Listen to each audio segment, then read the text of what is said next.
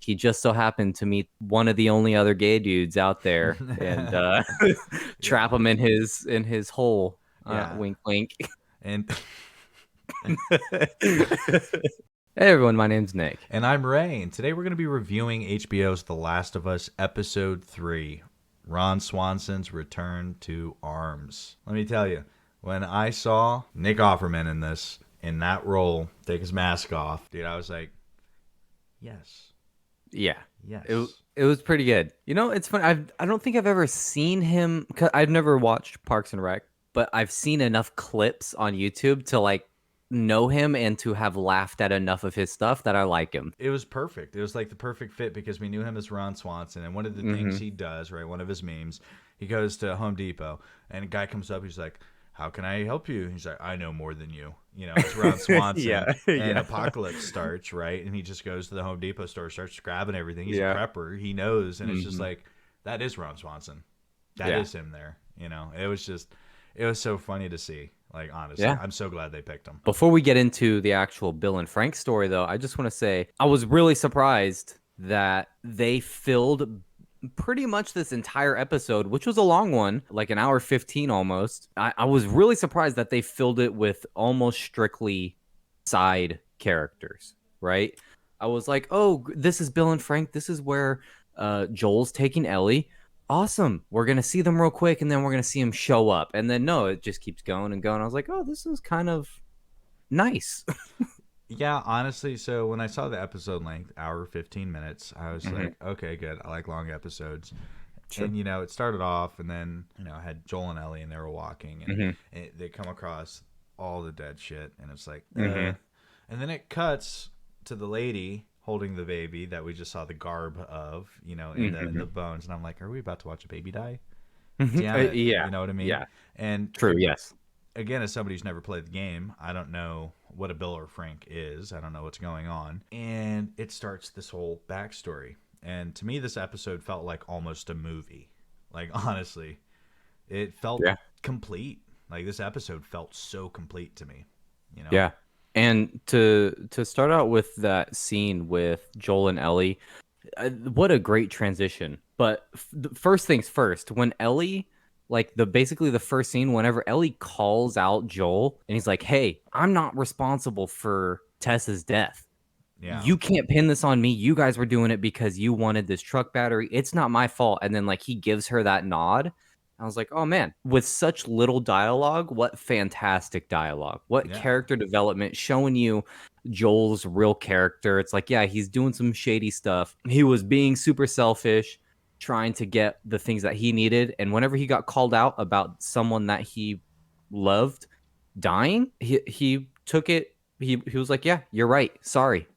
Yeah. And it was I thought that whole scene was just great. And then the transition just from them going to Bill and Frank, it was yeah, Yeah. I really enjoyed that first opening scene. I thought it was great. This time around, Ellie, the first two episodes felt like, annoying teenager, naive, right? But this is Hmm. like the first moment I was like, okay, no, that's some solid wisdom right there. Like, she doesn't beat around the bush. It's like, dude, come on. What are we doing here? And Yeah. Joel's just like, yeah, you're right. It's cool. Their like interactions kind of bounce off this further and like build off of it. Hmm. There's going to be great dialogue between them, great character development potentially. Like it may be a little too early to call it that it's going to happen and be good, but also the show's been really good so far. So like Yeah. maybe it will be. And then before we get to the Bill and Frank story, apparently there Sure. were major changes to the Bill and Frank storyline here. However, none of the plot points change. And the writer came out and said, he wanted to give a more powerful message about love and blah blah blah, and like Hmm. to give a more powerful reason for Joel to want to help Ellie as well. Essentially, is Hmm. what it is. And not knowing exactly what they were like in the game prior, so not to base it off of it. I mean, I still think the Bill and Frank storyline was really sweet. I thought it was really, really well done. I can't stress enough how, like, not gonna lie, made me tear up a little bit at points. Because I was like, dude, if I'm in this position, and that's my girl, it's like, holy shit. I wouldn't want to have to go with Bill has to go through, with Frank, near the end, and it's sad and sweet, romantic, and it builds it properly. Like it felt so properly paced. Yeah, I thought it was super fun. Like you said, Bill in the beginning, just like he's shown as this crazy prepper, but obviously he's the one that lives. Yeah, So he was right, and he's got this whole town to himself. And then it skips forward like 4 more years, and we see he's got this electrical fence with like traps everywhere. It's super cool. It's like, yeah, he prepped his house, and then he had 4 years by himself, which he was a hermit anyway, so he was like totally fine with it.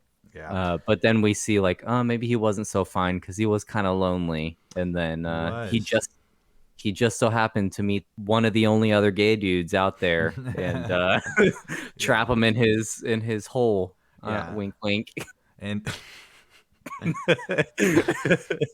and I do want to point out something that I thought really aided to their storyline is the dialogue between them, right? Like Hmm. when it skips another 3 years forward or something, Hmm. and Frank's walking out and they're in the argument. He's like, I want to care for my street, blah blah blah. You think the government was all Nazis, and Bill was like, they are all Nazis, and Frank was just Yeah, like, well, yeah, right now they are, but they weren't then. You that know, was yeah, that it's was just funny.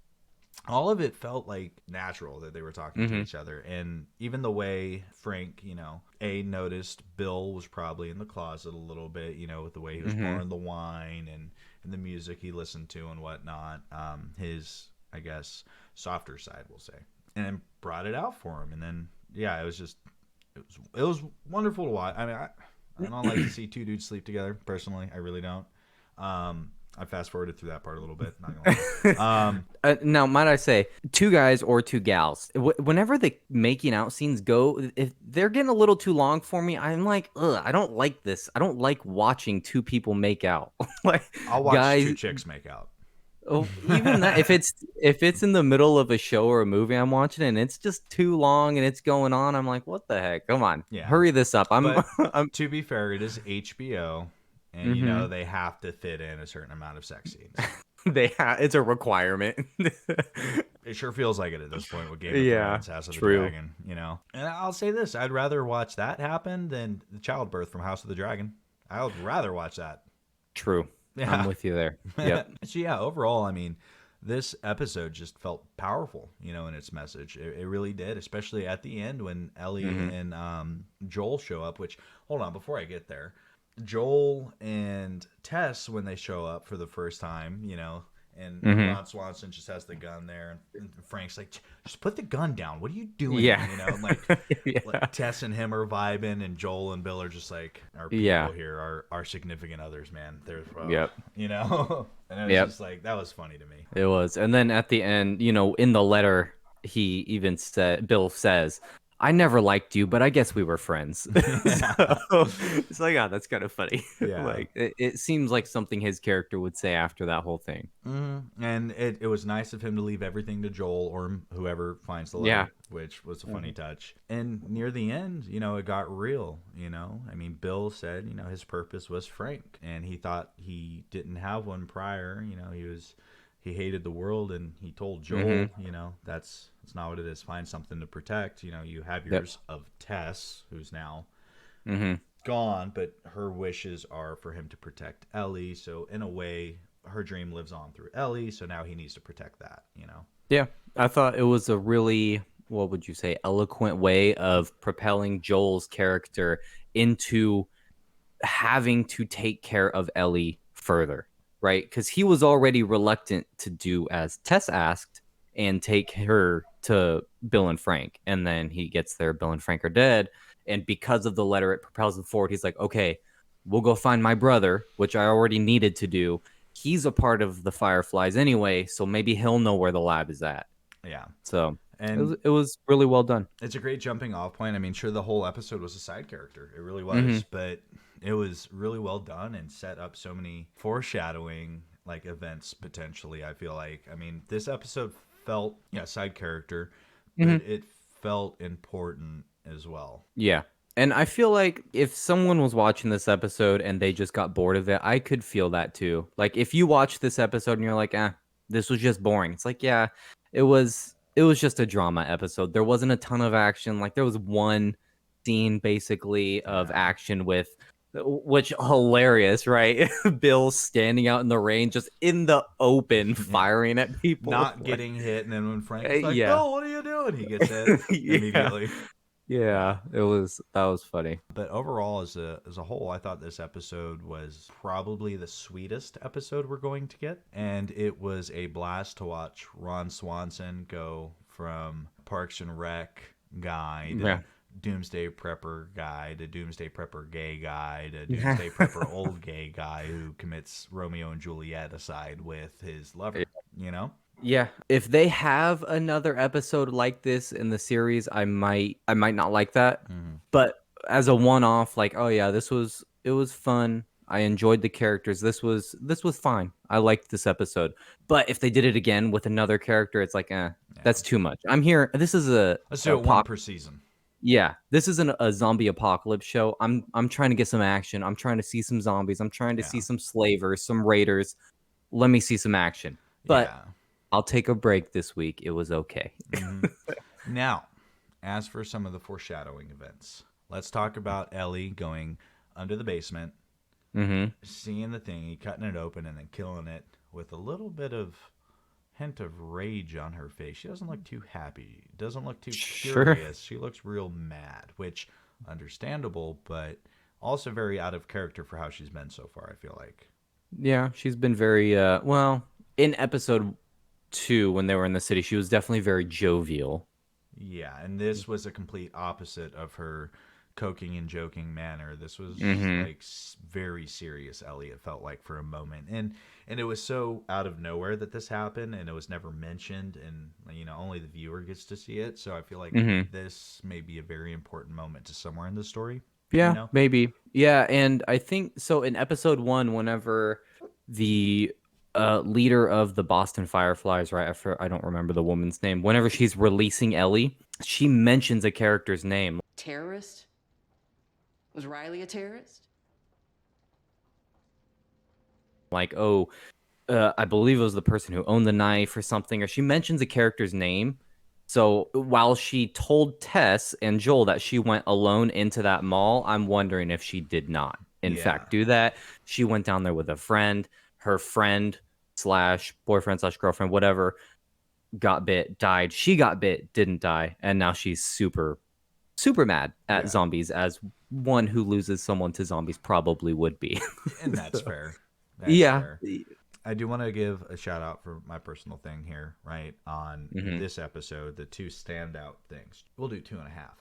Main Okay. one, Nick Offerman. Yep. Loved that. Loved that decision. Mm-hmm.